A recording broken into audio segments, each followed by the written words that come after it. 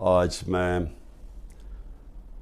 علی محمد کی رہائی پہ مجھے خوشی اس لیے ہے کہ ایک تو یہ ثابت ہو گیا کہ بے قصور تھا. اس کو تقریباً 80 دن علی محمد کو انہوں نے جیل میں رکھا. اس کے باوجود یہ ثابت ہو گیا کہ کوئی ان کے پاس ایویڈنس نہیں تھی علی محمد کو کہ وہ کسی قسم کے تشدد میں وہ شریک ہوا. اور یہی کیس شہریار افریدی کا ہے. وہ بھی اس کو بھی بیل مل گئی ہے. وہ بھی ایچ کیو کیس جو ہیڈ کوارٹرز کا تھا اس میں سے بھی وہ ان کے پاس کوئی ایویڈنس نہیں تھی. 9 مئی کو جو مجھے کوشش کی تھی 30 میرے اوپر دہشت گردی کے کیسز کیے جب میں جیل میں تھا. ظلم بھی میرے سے ہوتا ہے. غیر قانونی آئینی طور پہ مجھے وہاں جس طرح پکڑ کے لے کے جاتے ہیں مجرموں کی طرح, اور اس کے بعد جب میں جیل میں ہوتا ہوں تو میرے پہ کیسز ہو جاتے ہیں کہ میری وجہ سے یہ جو جلاؤ گھرا ہوا. اور اس میں بھی مجھے ایک میں سلام کرتا ہوں جج صاحب کو, کیونکہ مجھے پتہ ہے کس طرح کا پریشر ہے اس وقت ہماری عدلیہ کے اوپر. میں سلام کرتا ہوں اس لیے کہ آج کل کے زمانے میں حق اور سچ پہ کھڑا ہونا آسان نہیں ہے. ویگو ڈالا پہنچ جاتا ہے گھر, لوگوں کے گھروں کے اندر گھس جاتے ہیں, ان کو ذلیل کرتے ہیں, ان کی بزنسز بند کر دیتے ہیں. تو اس لیے, اور ہر کسی کو, یہ صرف ہم اپنے لوگوں کی بات نہیں کر رہے, جو اس ظلم کے نظام کا حصہ نہیں بنتا اور اس کے خلاف حق کی آواز بلند کرتا ہے, اس کو وہ مشکلوں کا سامنا کرنا پڑتا ہے جو پاکستان کی تاریخ میں کسی ڈکٹیٹرشپ میں نہیں کرنا پڑا. تو میں اس لیے جج صاحب کو بھی سلام کرتا ہوں, اور میں آج خاص طور پہ اپنے وہ لوگ جو سب کچھ برداشت کر چکے ہیں. علی محمد, والدہ بیمار, ان کو ڈائبٹیز ہیں, اکیلے لڑکے ہیں, اس کے باوجود پوری کوشش کی انہوں نے اس کو توڑنے کی کہ کسی طرح وعدہ معاف گواہ بن جاؤ عمران خان کے خلاف. پھر اگر وہ نہیں بننا تو چلو پارٹی چھوڑ دو کہ ہم اب 9 مئی کی مذمت کرتے ہیں, ہم اپنی فوج سے پیار کرتے ہیں, اور ہم پی ٹی آئی چھوڑ رہے ہیں. تو سارے فوج سے پیار کرتے ہیں, سارے جو 9 مئی کو جو جلائی گئی تھی جگہ, ہم نے سب نے اس کی مذمت کی ہے. لیکن پی ٹی آئی چھوڑ دیتے ہیں. یہ کھڑے ہو گئے کہ ہم پی ٹی آئی نہیں چھوڑتے, اور ان کو بڑی بری حالات کے اندر رکھا گیا. شہریار افریدی, ان کے فیملی میں بھائی ان کے فوت ہوئے, ادھر نہیں جانے دیا, جیل میں رکھا. اور جس طرح اس کے اوپر توڑنے کی کوشش کی گئی, ان کی بیوی کو پکڑا, پھر ایک دفعہ اور پکڑنے کی کوشش کی, بیوی بچوں کے ساتھ تھی. تو میں ان کو خاص طور پہ سلام کرتا ہوں. اور اعجاز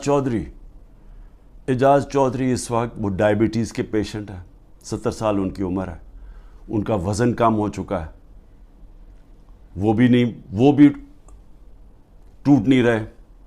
میاں محمود رشید, ہارٹ کنڈیشن ہے, ان کو چیسٹ پینز ہوئی, ہسپتال گئے, اس کے باوجود وہ کھڑے ہیں. ڈاکٹر یاسمین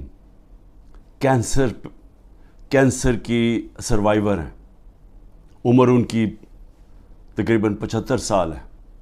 وہ اس وقت کی وہ بیٹھی ہوئی ہیں, اور ان کو کیا عمران خان کے خلاف وعدہ معاف گواہ بن جاؤ کہ عمران خان نے کہا تھا جا کے جلا دو. جس طرح 3-4 بچوں کو پکڑا, انہوں نے ان کو کہا جی عمران خان نے کہا تھا کہ کور کمانڈر گھر بھی جلانا ہے, اور پھر وہ کوئی کاغذات ہیں وہ بھی جلانے ہیں. یعنی لوگوں کو یہ بالکل سمجھتے ہیں کہ بھیڑ بکریاں, کوئی عقل ہی نہیں ہے عوام میں کہ وہ عمران خان کہے گا جی کور کمانڈر کے گھر میں کوئی کاغذات پڑے ہیں جو جلوانا ہے. اور ان سے یہ 164 کا بیان لیا. تو یہی کوشش کریں ڈاکٹر یاسمین سے, وہ بھی کھڑی ہوئی ہیں. لیکن جو میں سب سے زیادہ عمر چیمہ, جس طرح کا ان کے اوپر تشدد کیا گیا, ان کی بیوی گئی کورٹ ہیئرنگ کے اوپر, ان کو پکڑ کے جیل میں ڈال دیا, وہ بھی کینسر سروائیور ہیں. یعنی عورتوں کے اوپر کون کرتا ہے, لیکن عورتوں کے اوپر میں خاص بات کرنا چاہتا ہوں. ڈاکٹر زرکا نے ایک ان کا ایک رنگ باز ہے, جس کو میں پولیٹیشین بھی نہیں کہتا, جو جب ڈیفنس منسٹر تھا اور فورن منسٹر تھا دبئی سے تنخواہ لے رہا تھا. یہ کبھی سنا ہے کہ دبئی کی کمپنی سے ایک ملک کا فورن منسٹر اور ڈیفنس منسٹر تنخواہ لے اور اس کے بعد وہ بچ بھی جاتا ہے, اس کو کچھ ہوتا بھی نہیں ہے, اور وہ کیونکہ طاقتور حلقوں میں اس کے دوستیاں تھیں, جب وہ الیکشن ہار رہا تھا 2018 میں تو ایک ٹیلی فون کیا, باجوہ صاحب مجھے بچا لو میں ہار رہا ہوں, اور باجوہ صاحب سپر کنگ نے کہا فکر نہ کرو تم جیت جاؤ گے, اور اگلے دن وہ جیت جاتا ہے. تو وہ جس طرح ہمیشہ عورتوں کے خلاف زبان استعمال کرتا ہے, اس نے پھر سے کی. ڈاکٹر زرکا نے, سینیٹر ڈاکٹر زرکا نے جواب دیا, ان کی 2 کلینکس وہ بند کر دی.